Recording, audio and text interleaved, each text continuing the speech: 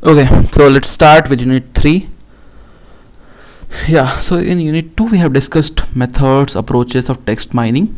Unit 3 is a complete different genre thing. So in this we're going to study about web analytics. Okay, so in this unit it's called the heart of CSVS. I'm not completely agree with it, but you can say it might be.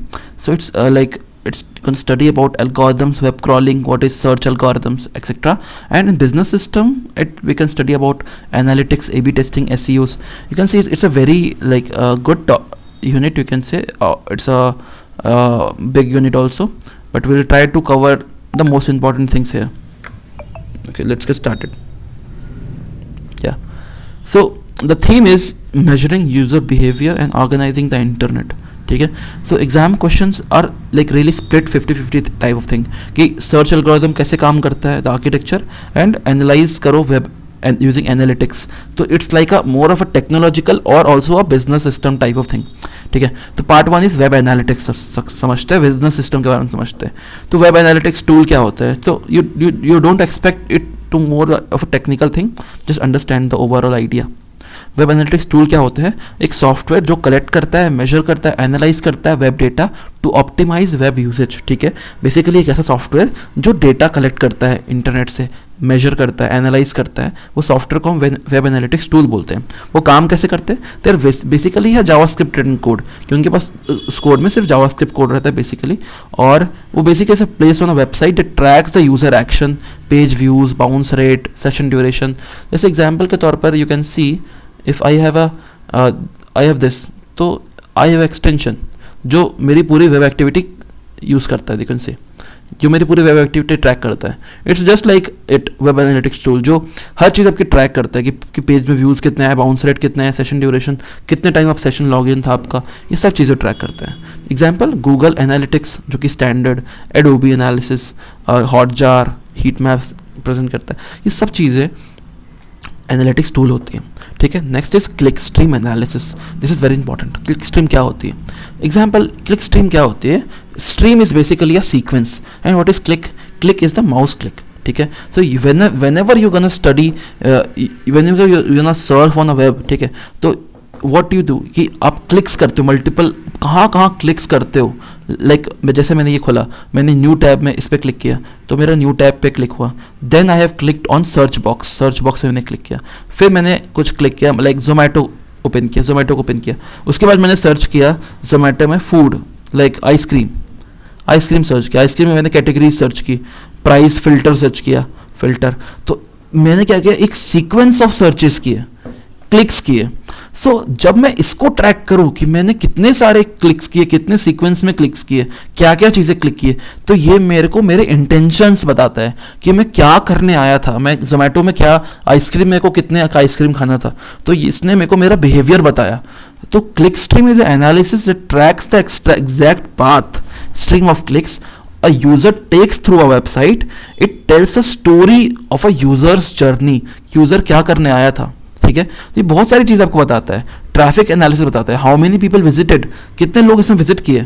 E commerce analysis के लिए कि कितने लोग bye करेंगे कि नहीं करेंगे. जैसे मैं आया, प्राइस देखा, चला गया, फिर मैं नेक्स्ट टाइम आऊँगा, प्राइस देखूंगा, चला जाऊँगा. मैं 10वीं बार आऊँगा ना, तो इसके पास पूरा आइडिया होगा कि मैं खरीदने आया हूँ कि बस प्राइस देख के जाने आया हूँ.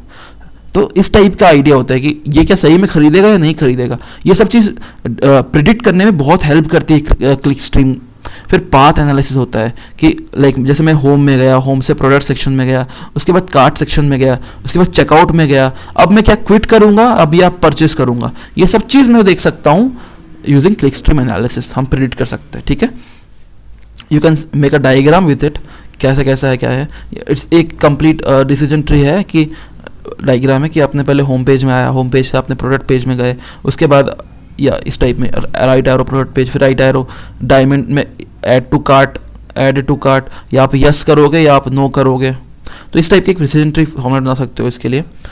ठीक है, नेक्स्ट आता है ए/बी टेस्टिंग. क्या होती है, स्प्लिट टेस्टिंग बोलते हैं इसको. आपने कभी चैट जीपीटी यूज़ किया होगा. ठीक है, चैट जीपीटी में आपके कभी कभी होता है कि आपके पास यहाँ पर रिजल्ट ए आ जाता है, रिजल्ट बी आ जाता है. तो यू कैन इसमें चेक कर सकते हो आपकी either you want this to be your response और दिस. तो यू कैन चेक किया ये आपको चाहिए, ये चाहिए, तो उसके बिहाफ में वो पूरा उसी के पैटर्न में आता है. This is called A B testing, split testing. This is called split testing. मतलब a randomized experiment where two versions of a web page A or B are shown to different segments of visitors at the same time to see which one is performs better. यानी कि same visitor को अलग अलग versions दे दो use करने के लिए और फिर वही बताएंगे कि कौन सा अच्छा है. फॉर एग्जाम्पल कि गोल आपका है इंक्रीज न्यूज़लेटर साइन अप, कि आपका एक न्यूज़लेटर है, एक न्यूज़लेटर का पेज है, उसमें आपको अपने साइन अप्स को बढ़ाना है, मैक्सिमम लोग आप में साइन अप करें, ये आप करना चाहते हो, ये आपका गोल है. ठीक है, उसके लिए आप क्या कर सकते हो? ठीक है, क्या कर सकते हो भाई बताओ? तो ये आपका न्यूज़लेटर है. ठीक है, आप ये कर सकते हो, वर्जन ए आपने बनाया, वर्जन ए में आपने जो बटन था उसको ब्लू कलर का रखा. ठीक है, और आपने फिर देखा, एनालाइज किया, इसमें 10 लोग आए. फिर आपने क्या किया, बोला नहीं यार कुछ वर्जन बी में थोड़ा चेंज करते हैं. अब मैंने वर्जन बी में इस बटन को रेड कलर कर दिया. फिर मैंने देखा, जैसे ही मैंने ये किया वेरिएंट बी में मैंने सब्सक्राइब बटन को रेड कलर से कर दिया, तो मेरे सब्सक्रिप्शन 120 हो गए. समझ रहे हो कितने टाइम्स बढ़ गए, इतने से कितने टाइम्स बढ़ गए. तो सिर्फ वर्जन बी करने से you can see version B करने से 20% लाइक्स बढ़ गए. तो you can permanently change the button to red. ठीक है, यानी कि रेड करने से 20 टाइम बढ़ गए. हमारे में तो बहुत ज़्यादा बढ़ गए थे, पर 20 टाइम्स बढ़ गए. तो इससे हमें ये समझ में आया कि हाँ, कि हम इसको परमानेंटली बी से रेड में कन्वर्ट कर दिया. This is called A B testing और स्प्लिट टेस्टिंग. ठीक है, अब फोर्थ होती है ऑनलाइन सर्विस. ये सब क्या है? ये सब बेसिकली हम क्या पढ़ रहे हैं? ये सब हम एनालिटिक्स टूल पढ़ रहे हैं कि हम वेब को कैसे एनालाइज कर सकते हैं. हमने टूल नंबर 1 पढ़ा कि वेब एनालिटिक्स होता है, क्लिक स्ट्रीम एनालिसिस होता है, फिर हमने देखा ए बी टेस्टिंग के थ्रू एनालिसिस होती है, फिर ऑनलाइन सर्विस के थ्रू होती है. हम डायरेक्टली यूजर से पूछ लेते हैं तुम बताओ यार, तुम्हें पॉपअप्स आते हैं ईमेल में. ये क्लिक स्ट्रीम की तरह नहीं होती, इसमें लाइक आप डायरेक्टली पूछते हो सामने से कि हाँ आपको ये सारी चीज़ें आप टिक करो, क्या आपको पसंद है क्या आपको नहीं पसंद. आप डायरेक्टली पूछ लेते हो. यू आर नॉट कि आपने उसका मतलब क्लिक देख रहे हो, सारी चीज़ें कहाँ का क्लिक हो रहा है, मतलब अननोइंगली काम नहीं कर रहे हो आप उसको आपको बता के काम कर रहे हो कि मेरे को जानना है, आप मेरे को बताओ. तो सर्विस इस काम के होते हैं. वही क्लिक स्ट्रीम में क्या होता है, आप अननोइंगली काम कर रहे हो कि मैं इसमें क्लिक किया, मुझे नहीं पता कि रिकॉर्ड हो रहा है, मेरी सब चीज़ें उनके पास जा रही है, ये मुझे नहीं पता, ये अननोइंगली हो रही होती है. आपका डेटा आपसे चुराया जा रहा है बच के. ठीक है, so we have studied about this. और हम पार्ट बी में आते हैं. Part B is web search और रिट्रीवल. ठीक है, वेब सर्च अलग चीज़ है, रिट्रीवल अलग चीज़ है. अब मैं दोनों का डिफरेंस बताता हूँ. है क्या डिफरेंस? आई थिंक है होगा, या देखते हैं. सर्च में क्या है बेसिकली, सर्च और रिट्रीवल में क्या डिफरेंस है. सर्च इज समथिंग जो आप सेल्फ नोइंगली नहीं करते. रिट्रीवल की जो आपको जो चाहिए वो आप खुद से क्वेरी कर रहे हो. मैं आगे आई थिंक हम लोग पढ़ने वाले, तो मैं देख लूँगा आगे. This section requires a clear understanding of search engine architecture. It's a technical side. ठीक है, तो there are mainly 3 blocks in a loop. क्या होते हैं? मेनली 3 ब्लॉक्स होते हैं, मेन ब्लॉक होते हैं सर्च इंजन आर्किटेक्चर के.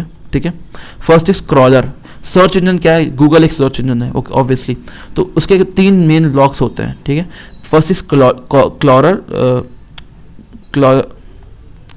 वेट या just having a bunch of water.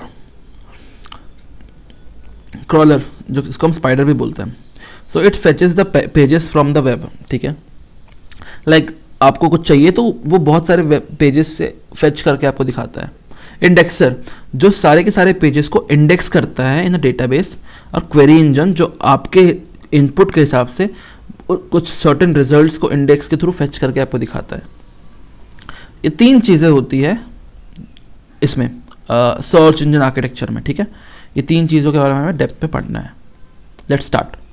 First is web crawler. क्या होता है? The spider. It's a bot, जैसे गूगल बॉट होता है, that systematically browses world wide web. www. Process क्या होता है?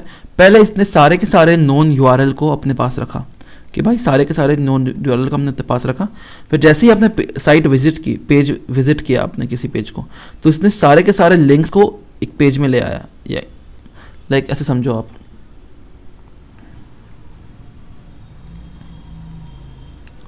ठीक है, ये क्रॉलर है. आपने पेज विजिट किया, आपने रेफ़र किया कोई चीज़ को, तो इसने आपके लिए सारे लिंक्स ले आए.